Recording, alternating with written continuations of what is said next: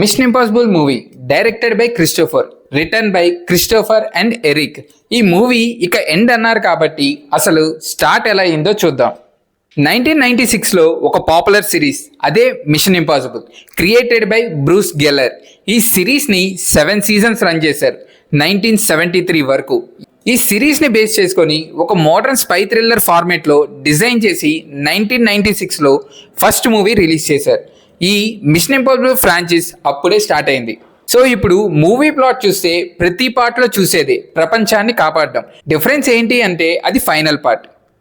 సరే, ఎప్పుడు చూపించేదే కదా, కొత్త కొత్త టెక్నాలజీ యూజ్ చేయడం, యాక్షన్ సీక్వెన్సెస్ ప్లాన్ చేయడం, అవే చూద్దాం అనుకుంటే ఒక మంచి హైతో స్టార్ట్ అయింది.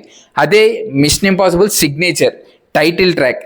ఈ ఒక్క మూవీ మాత్రం ఆ టైటిల్ ట్రాక్ వల్ల ఇండియన్ మూవీ ఫీల్ వస్తుంది.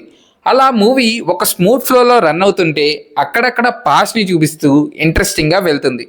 పాయింట్ ఏంటి అనేది కొంత టైంకి క్లియర్ అవుతుంది. Again mission impossible next signature running. వీడియోని స్పీడ్లో పెట్టినట్టు ఉంటుంది ఆ రన్నింగ్. ఒక మొమెంట్లో మూవీ ఏంటి కొంచెం డౌన్ అవుతుంది అనుకునే టైంకి 2 సీక్వెన్సెస్ వస్తాయి. అదే water sequence and biplane sequence. అసలు ఆ సీక్వెన్స్లోని ప్రతి ఒక్క వర్క్ కావాలంటే సింపుల్గా కంప్లీట్ చేయొచ్చు, కానీ అలా కాకుండా ఆడియన్స్ అలా చూస్తూ ఉండాలి, అసలు ఏం మాట్లాడకూడదు అన్నట్టు సింపుల్గా అయ్యే సీన్ని చిన్న చిన్న ఇంట్రెస్టింగ్ ఎలిమెంట్స్తో ఎక్సలెంట్గా ప్రజెంట్ చేశారు. అండ్ ఆ పెర్ఫార్మెన్సెస్ గురించి చెప్పాలంటే టామ్ క్రూజ్ గారు హాలీవుడ్ సినిమా బానిసలా అనిపించారు.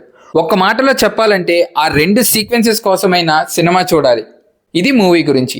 మీకు ఈ వీడియో నచ్చినట్టయితే please like, share and subscribe. Thank you.